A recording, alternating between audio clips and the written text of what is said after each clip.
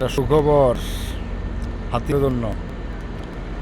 হাতিয়াতে ওই যে 16 বছরের ফলাই ডায়ারি, তার নাম হলো হান্নান মাসুদ, রাজাগারের বাচ্চা।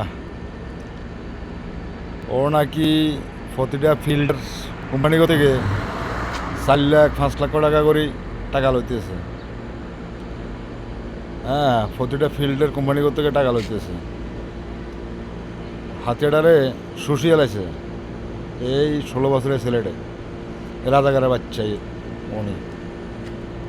ও নাকি আবার বলতেছে মোহাম্মদ আলীর এই নেতাকর্মীদের ঠাঁই নাই। তো ওনাকে আমি বলতে চাই, সতর্ক হয়ে যাও মাসুদ, সতর্ক হয়ে যাও।